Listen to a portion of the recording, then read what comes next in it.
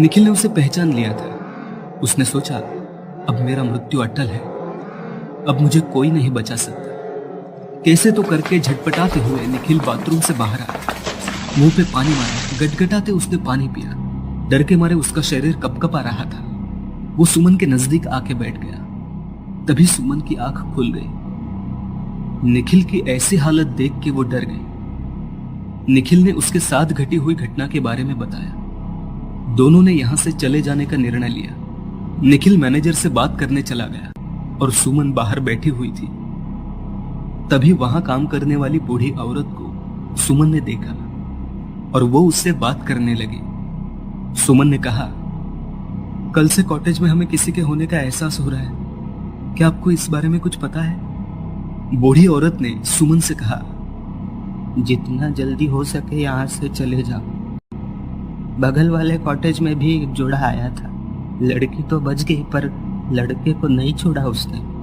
बहुत लोगों को यहाँ अलग अलग अनुभव होते हैं। रात में चीखने चिल्लाने की आवाजें आती, इसलिए ज्यादातर यहाँ कोई आता नहीं। एक अतृप्त आत्मा है वो। तुमने मुझे पूछा इसलिए बताया। यहाँ के लोग आप टूरिस्ट लोग के भरोसे पेट भर पाते हैं, इसलिए उस बारे में कोई कुछ नहीं कहता। तुम यहाँ से चले जाओ। ऐसे कहते हुए बूढ़ी औरत वहां से चली गई। कॉटेज में लौट के दोनों ने पैकिंग कर दी।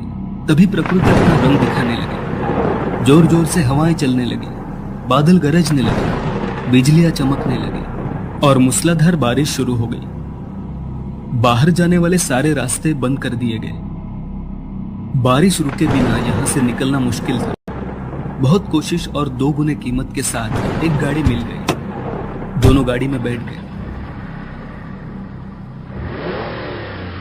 तेज हवाएं, रास्ते के दोनों तरफ झूल रहे पेड़, काला घना अंधेरा, हेडलाइट की रोशनी और तेज बारिश को चीरते हुए तेजी से आगे बढ़ती हुई हमारी गाड़ी।